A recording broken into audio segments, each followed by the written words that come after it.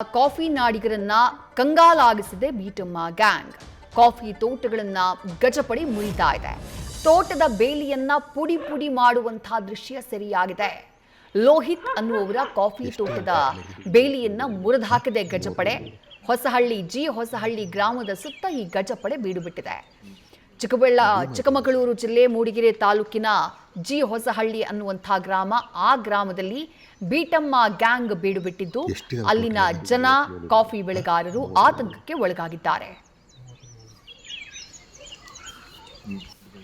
ಭೀಮಾ ಇದೆಯಾ ಅದು?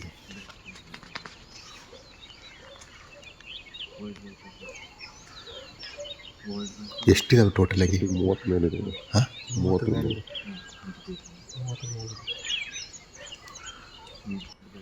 ಭೀಮಾ ಇದೆಯಾ ಅದು?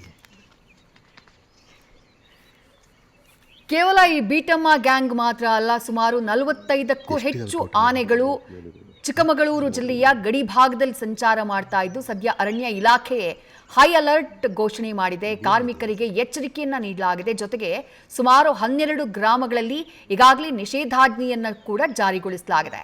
ಹಾಸನ ಜಿಲ್ಲೆಯ ಬೇಲೂರು ಮತ್ತು ಸಕಲೇಶಪುರ ಭಾಗದಿಂದ ಕಾಫಿ ನಾಡು ಚಿಕ್ಕಮಗಳೂರು ಜಿಲ್ಲೆಗೆ ಕಾಡಾನೆಗಳ ದೊಡ್ಡ ಗುಂಪು ಎಂಟ್ರಿ ಕೊಟ್ಟಿದ್ದು ಜನ ಭೀತರಾಗಿದ್ದಾರೆ. ಬೀಟಮ್ಮ ಹಾಗೆ ಭುವನೇಶ್ವರಿ ಗ್ಯಾಂಗ್ಗಳಾಗಿ 2 ಹಿಂಡುಗಳನ್ನು ಗುರುತಿಸಲಾಗ್ತಾ ಇದೆ ಅರಣ್ಯ ಇಲಾಖೆಯಿಂದ.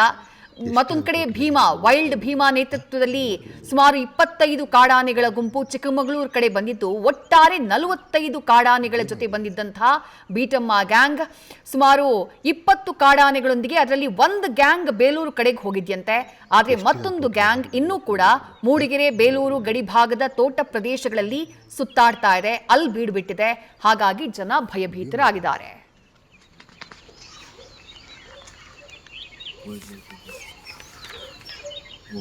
ಎಷ್ಟಿದಾವೆ ಟೋಟಲ್?